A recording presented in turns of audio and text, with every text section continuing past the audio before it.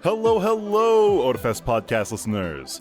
I'm Angelo, and I have a J with me. That's me, 1J, for your pleasure. Back by popular demand. Well, sure. And also, back by popular demand, we have news and announcements. Attention exhibitors! Exhibitor applications are now open. Check out otafest.com/vendors for details. Note, a member of the exhibitor team will contact you once your application has been processed and reviewed.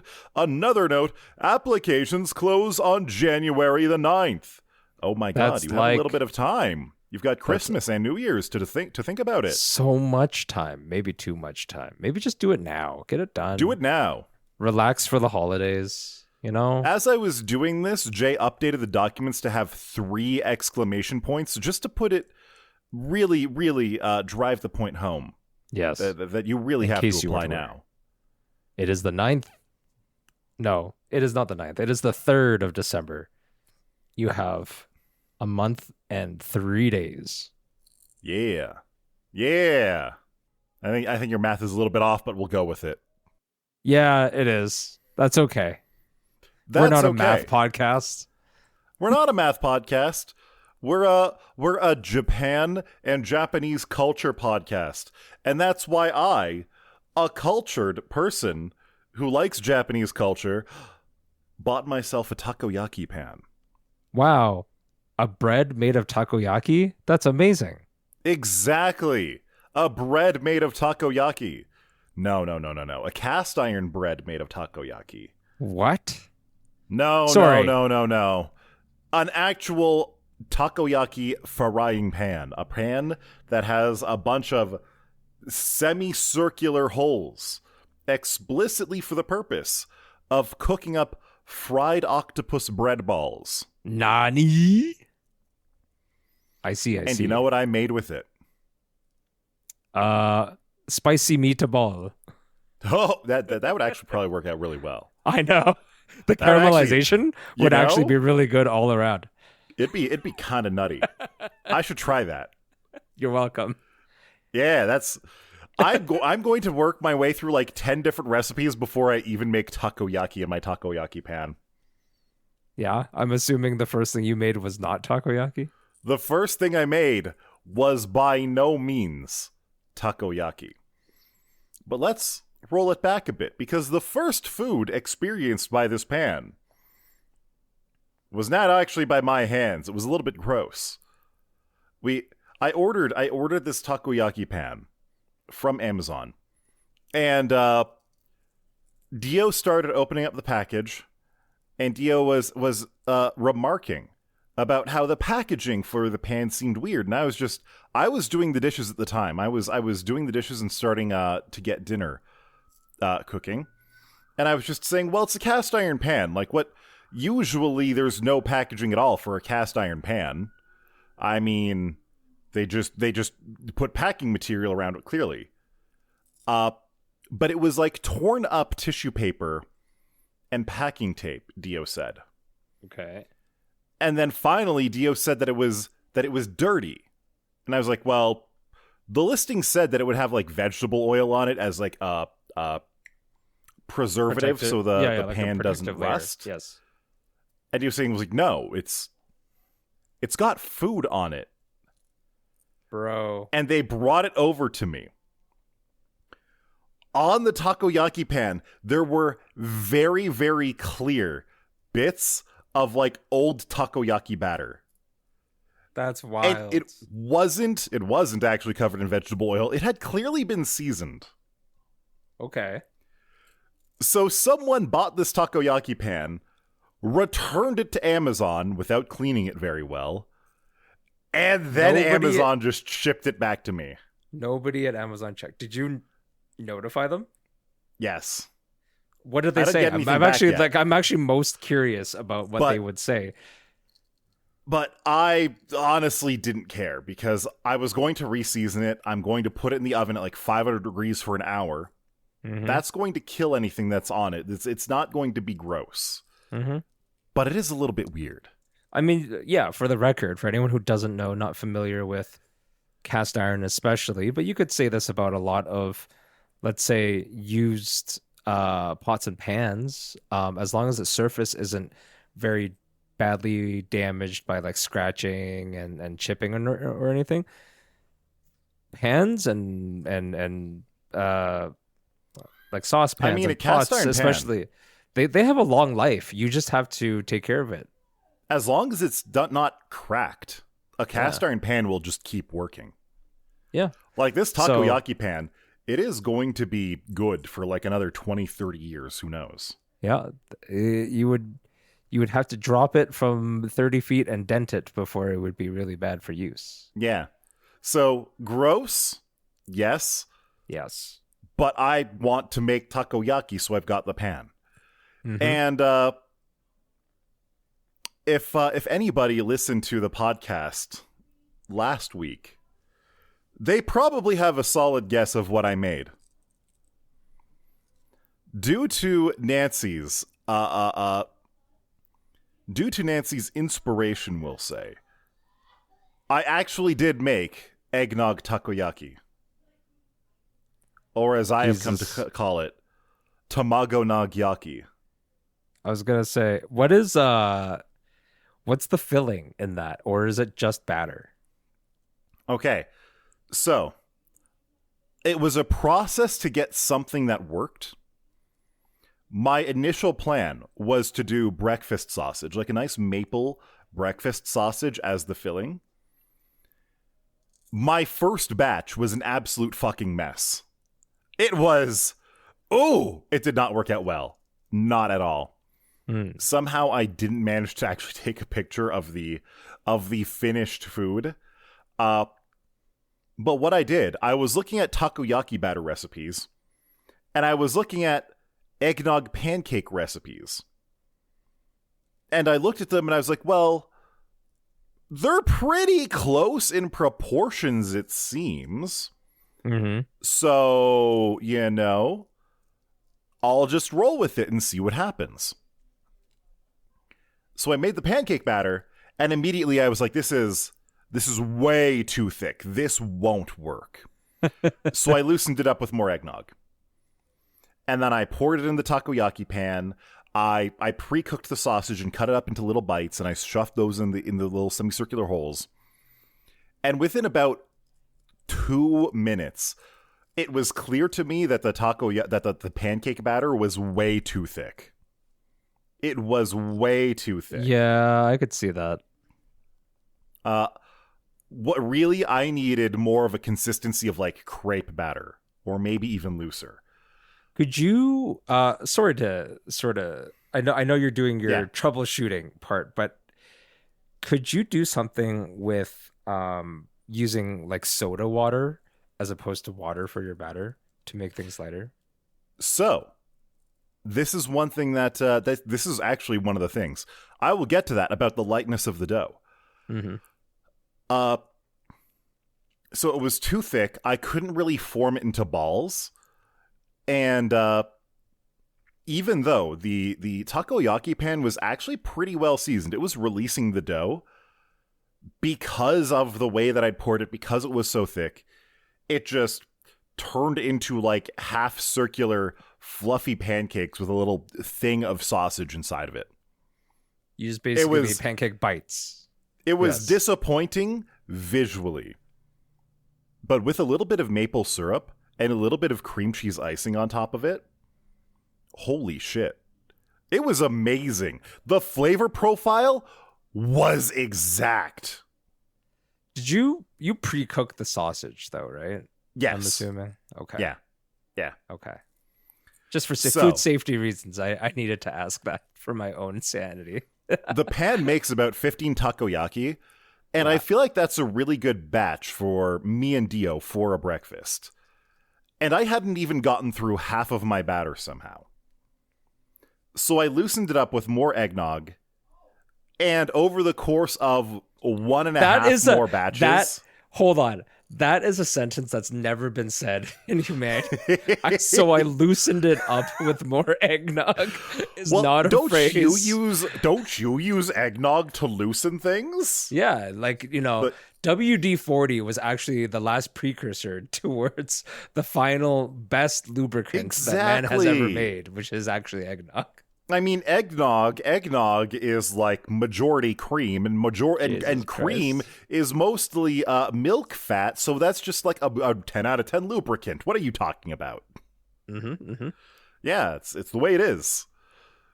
So I loosened it up with more eggnog, and over the next 1.5 batches, I got my technique a little bit down. I was able to make something that resembled balls. I want to make another try. But to speak specifically about the fluffiness, about the lightness of the batter you were talking about, in the pancake batter recipe that I was using, it includes baking powder, whereas takoyaki does not use baking powder at all. Well, it doesn't And use I a didn't really leavener, think about I believe. it. It has no leavener in it. Yeah.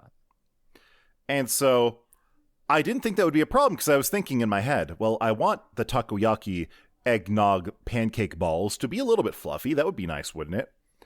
It turns out that was actually probably my biggest mistake. Oh.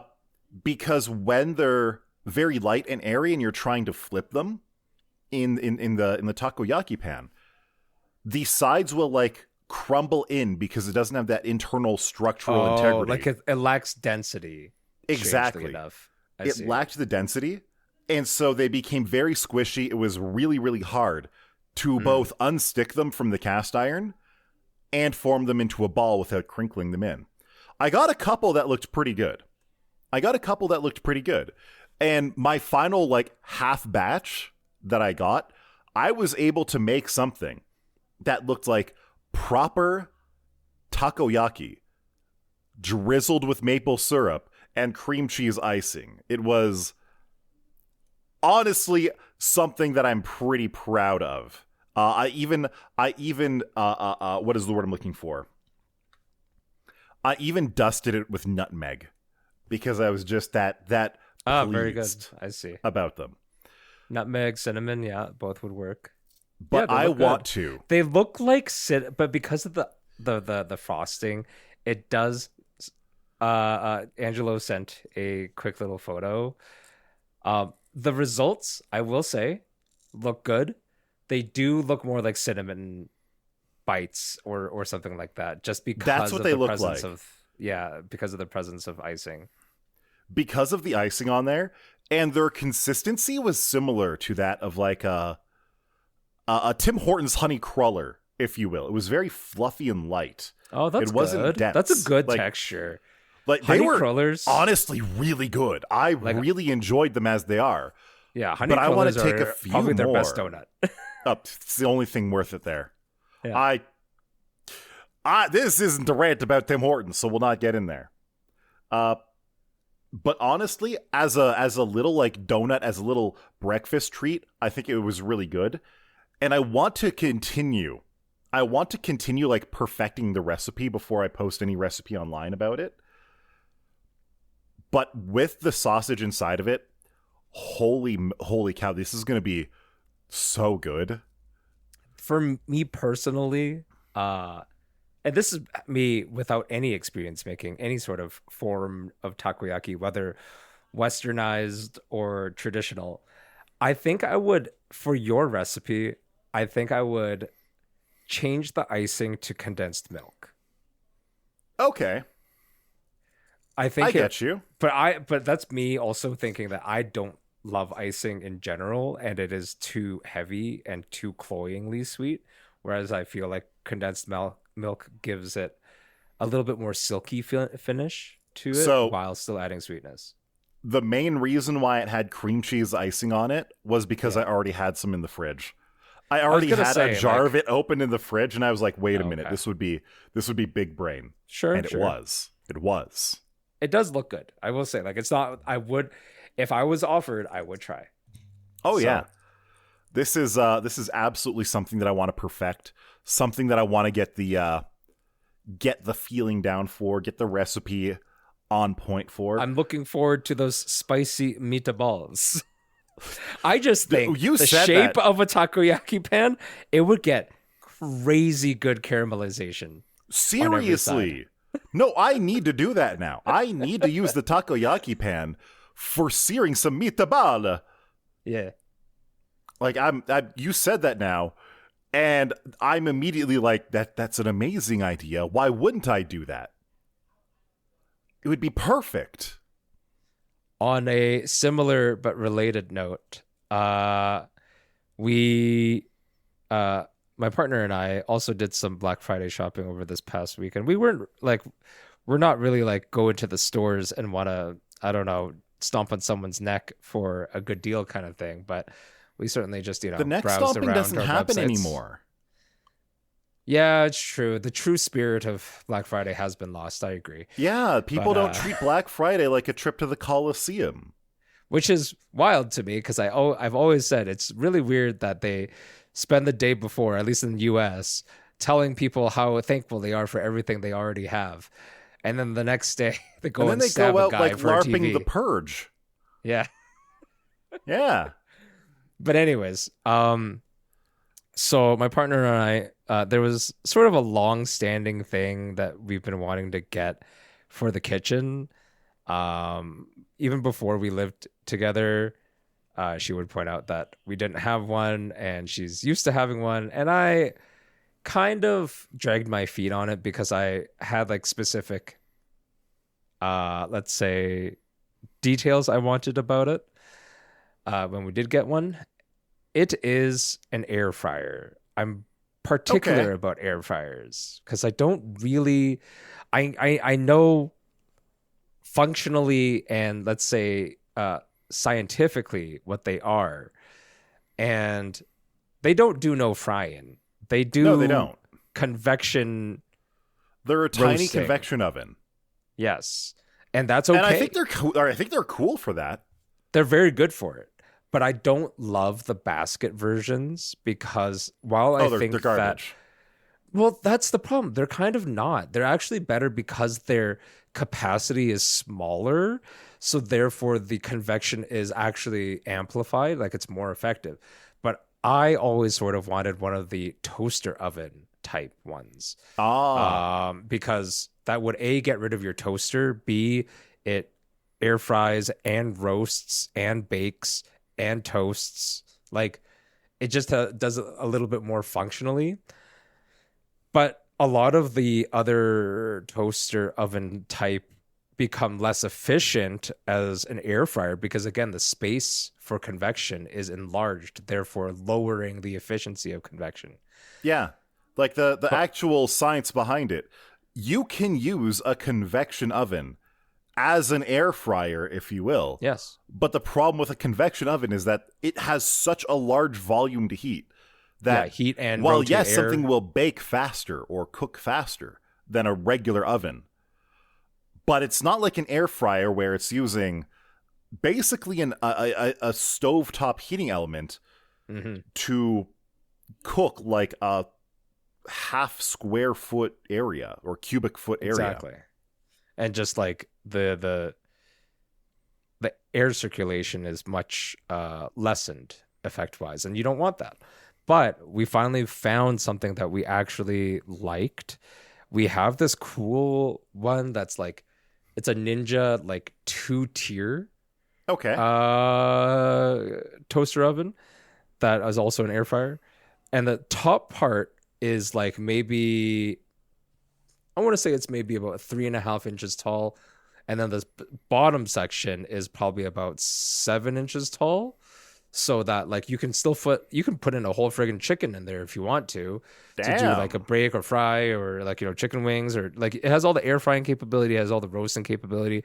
But on the top level, you could just do like baking or not baking. Well, I guess you could bake cookies up there.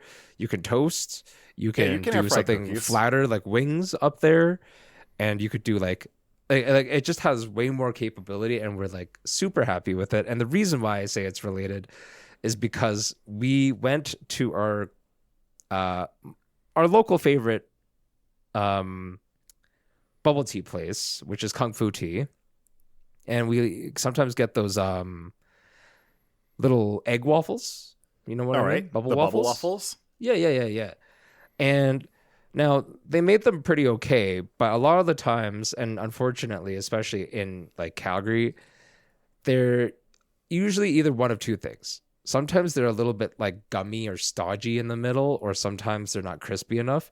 Now the ones we got were crispy enough, but they weren't. But they were still a little bit gummy in the middle, like not fully airy and light. Oh, so did you But take them home and yes, air fry the we bubble waffles? we gave them a second life, and they were very nice and very crisp, and they became lighter.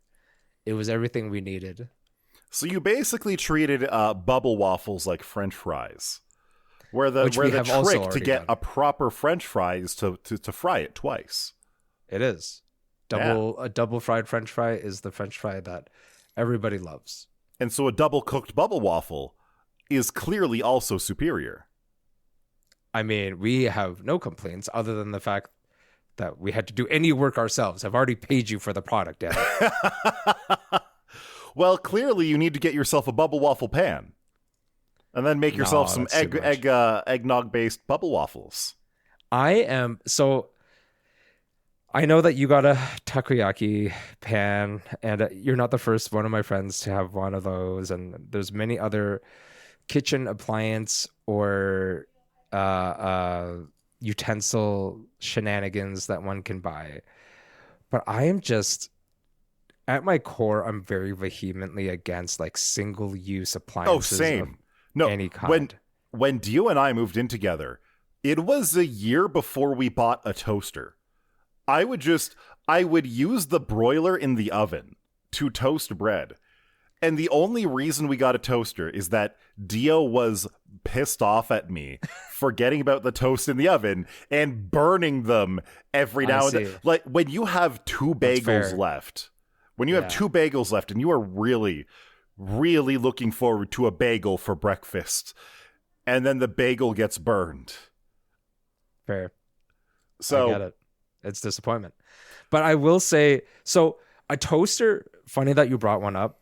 A toaster is probably one of the few single-use appliances that I have accepted, mainly because they're fairly ubiquitous, but also they are actually just really good at what they do. They're really fucking good at what they do. Like they're fast, they're efficient. You can get ones that fit larger pieces of bread or Texas toast. It literally toasts 4 pieces of bread on both sides faster than the broiler takes to heat up. Yeah, like it is actually efficient, so I cannot actually blame it. Yeah. That being said, am I susceptible to wanting things that are more single use? Of course I am, because I understand as well the contextually there is a dichotomy, because it's like the jack of all trades, master of none. Well, you do, like a toaster is clearly the master of its domain. We did also buy a hot pot machine, as opposed to just buying like let's say like a hot plate. Make hot? Oh, okay.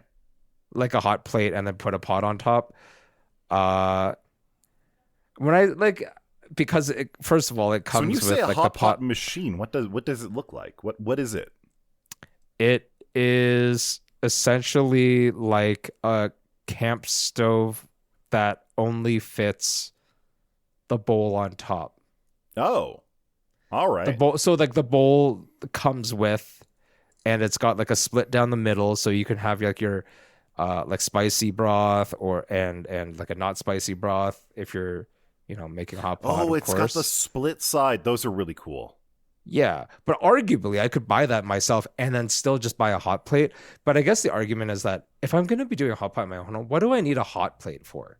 Well, that's like what I don't Dio really and I did. need a hot plate for it. I remember I did it a few years ago as, I can't remember if it was a birthday or a Christmas present, but I bought Dio one of those Iwatani camp stoves, basically. Yeah. It is like a gas stove, just a single burner gas stove, and then we just put a donabe on top of it, and it's fantastic.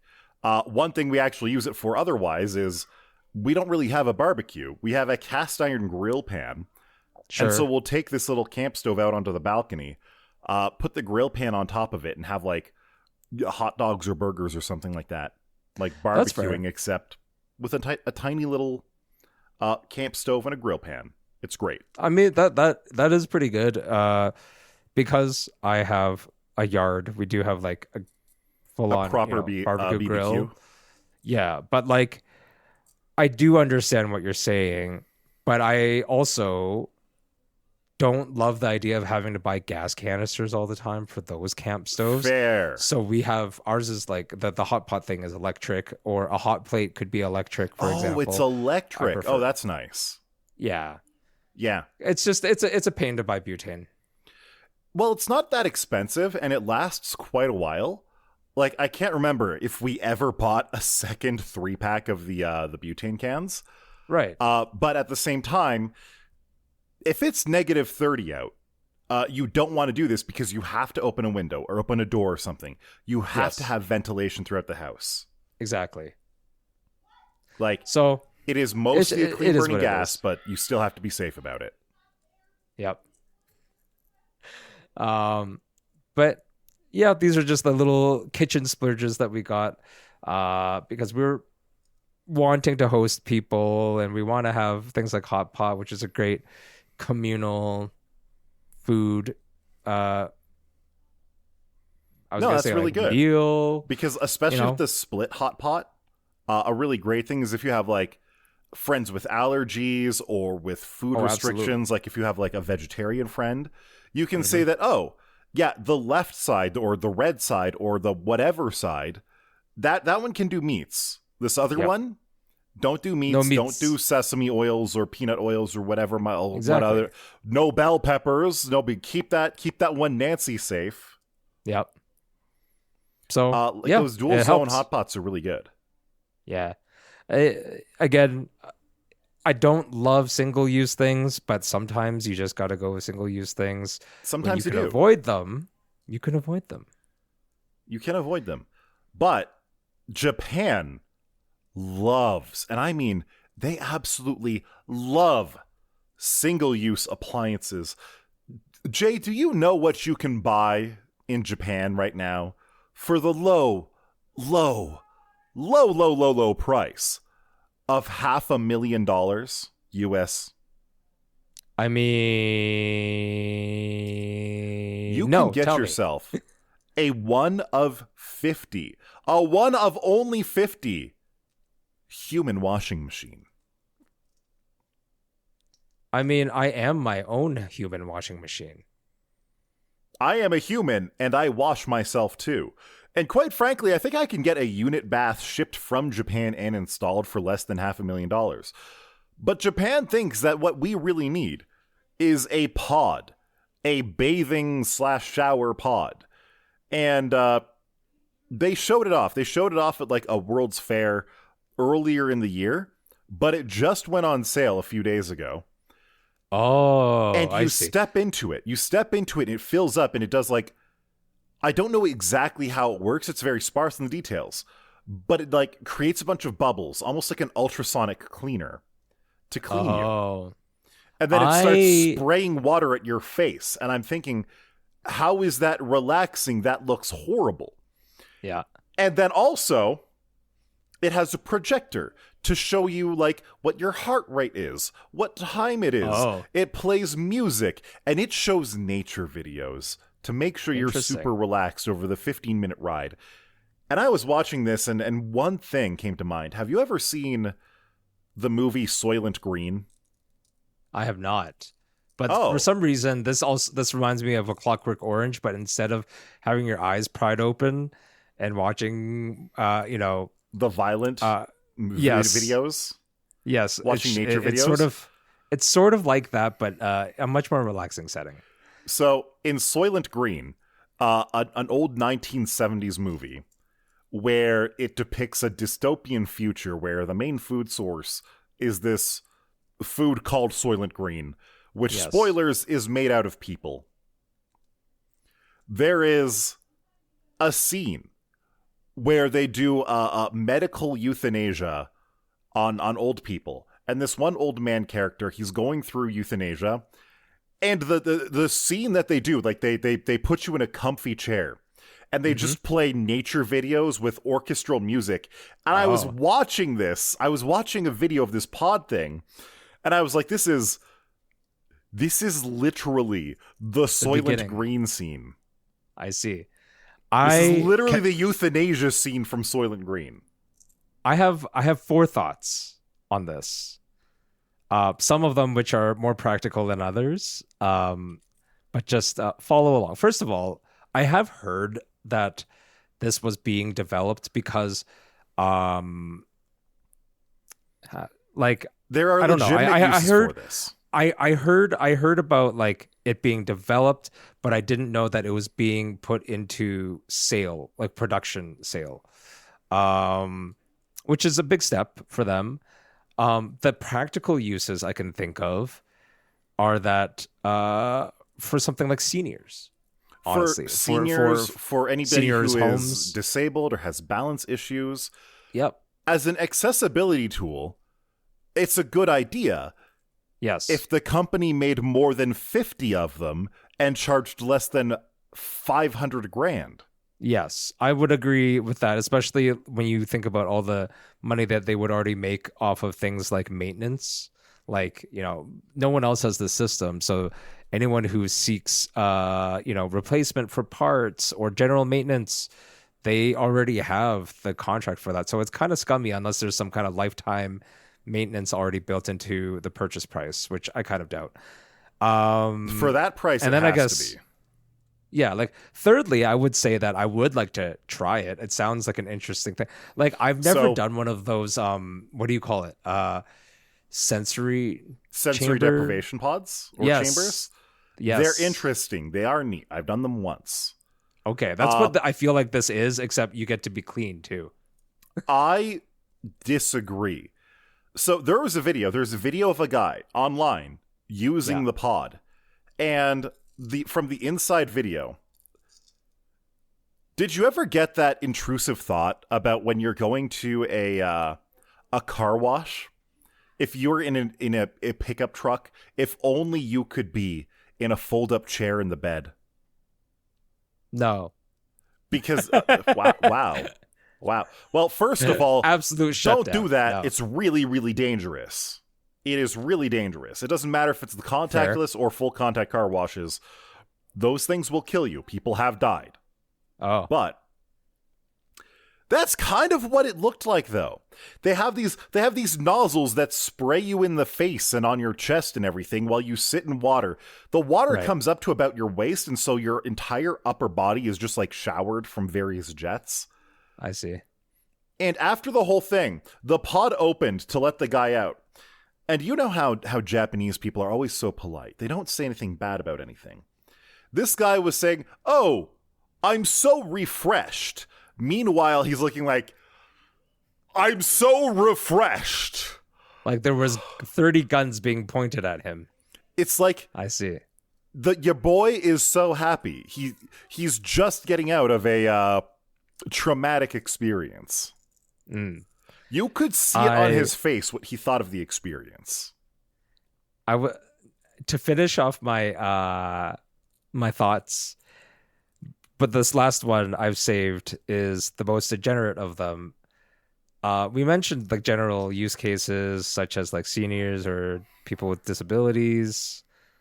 I would say if maybe you're a streamer of a certain kind, you could invest in one of these and you could have the most deeply steeped gamer girl bathwater available on the market.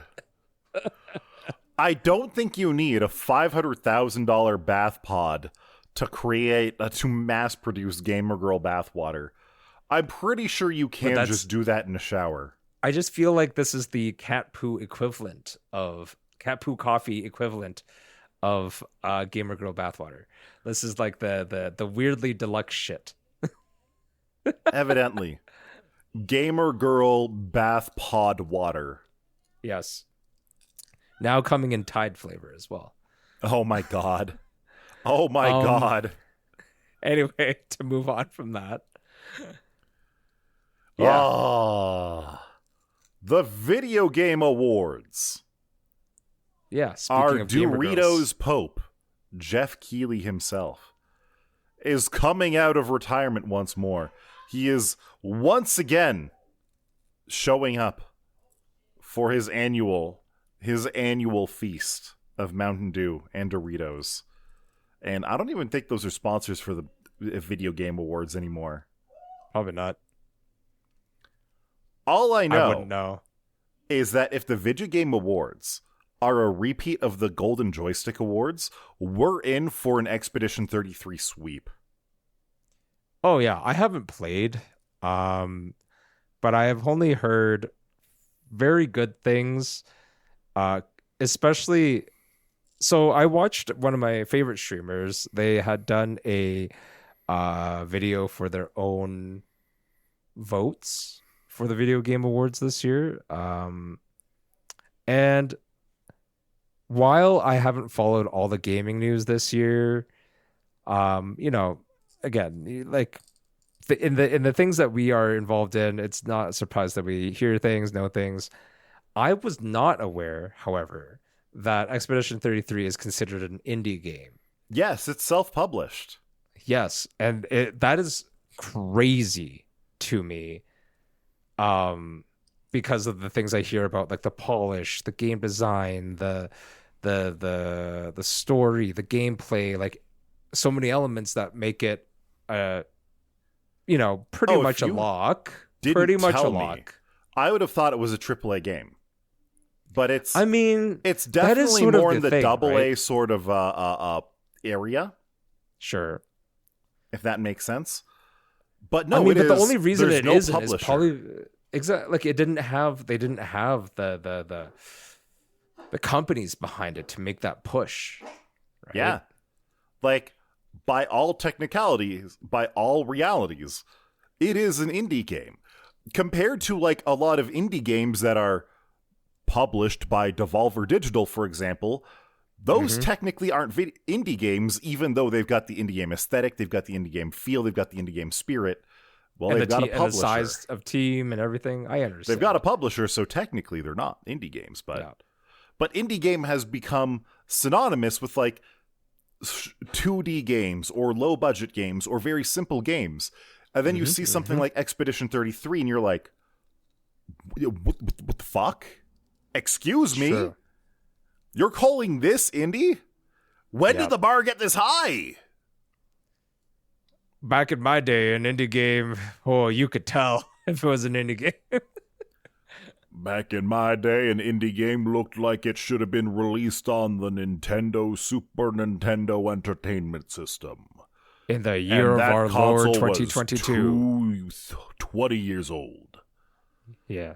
But yeah, there's a lot of interesting, like, it's easy to get caught up in the Clear Obscure nominations.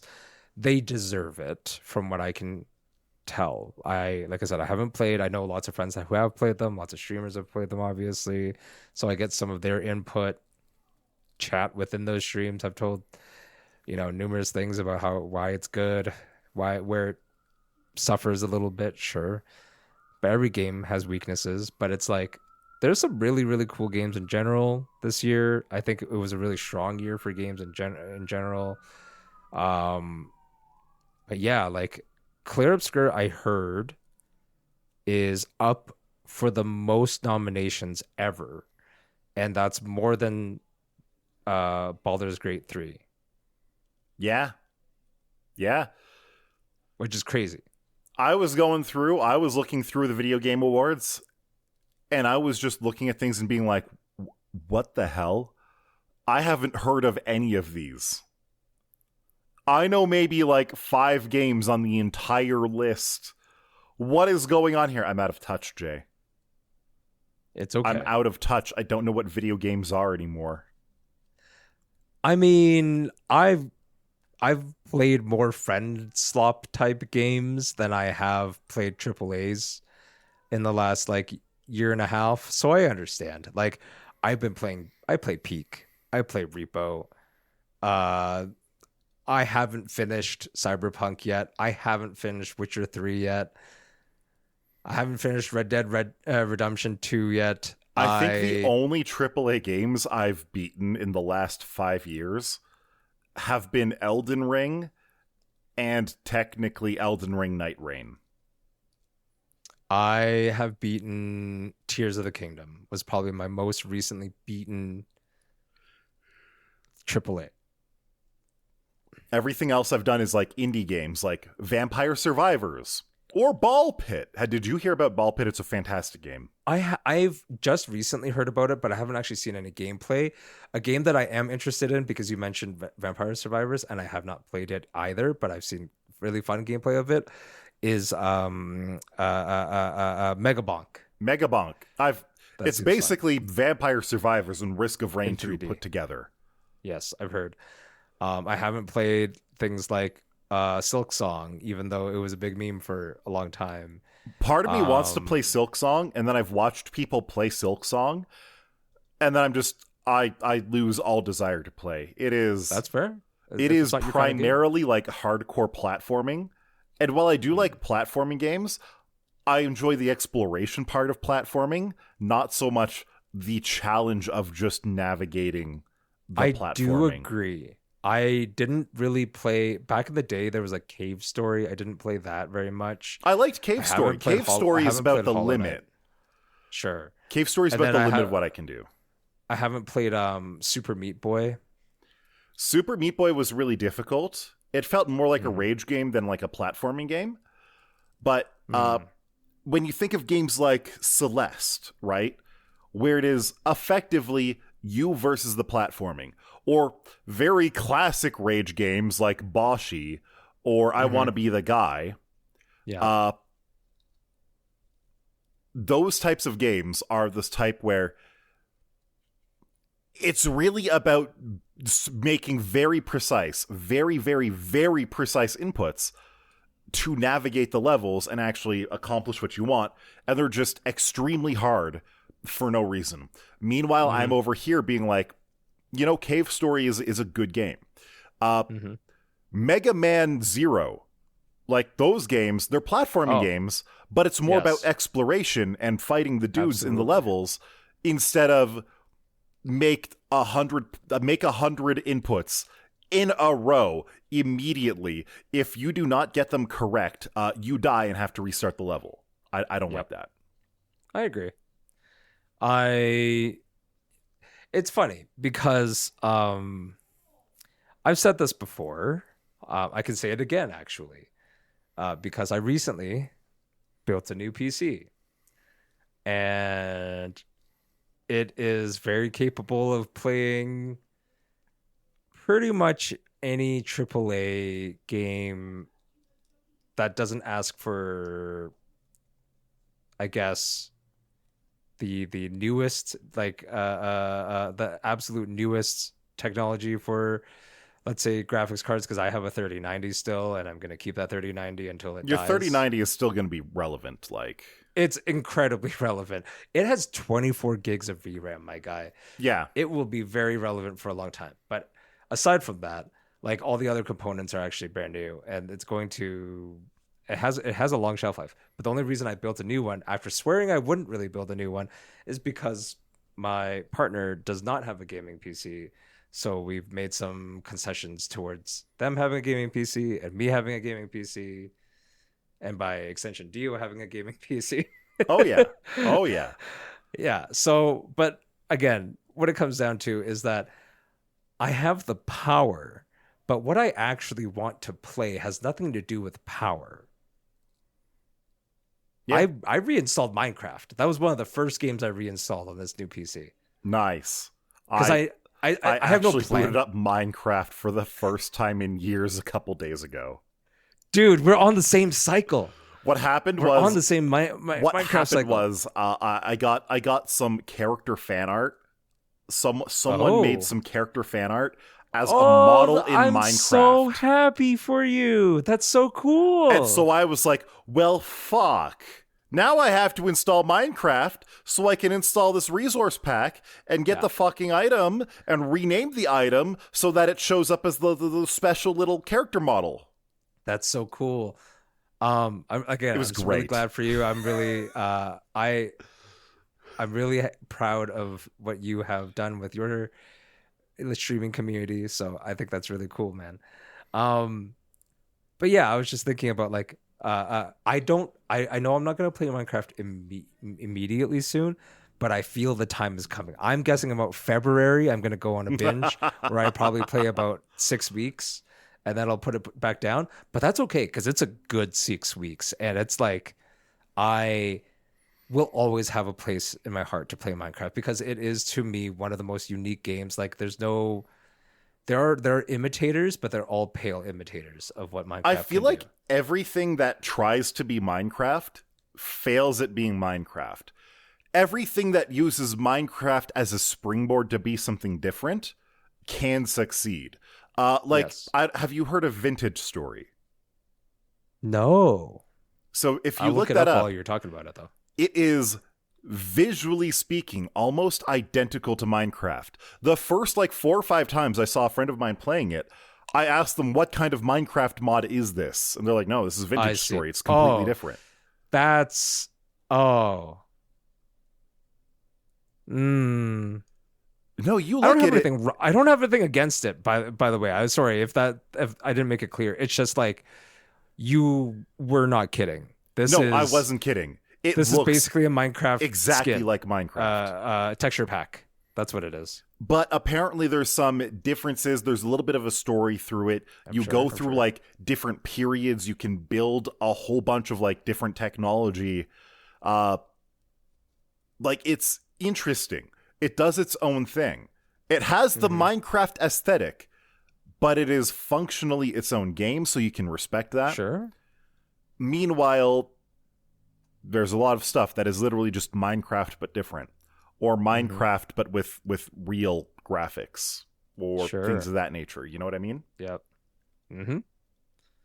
Many games like that, and you know what? There's nothing wrong with those games either. For what it's worth, not like no one's saying that there's anything wrong or bad, but Minecraft, at least for me, it occupies a special place in my gaming pantheon of games I will eventually always go back to.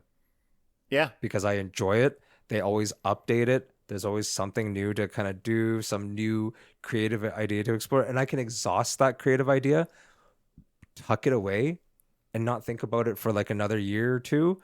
And then when the itch comes back, we're back, baby. Yeah. Stacking blocks. So we back in the mines, got our pickaxe swinging from side to side to side. I'm just a child who yearns for the mines. We yearn for the mines. And I think we'll yearn for another episode of the Otafest podcast. Yes, please do. Thanks for listening. Y'all take care. Take care. Bye.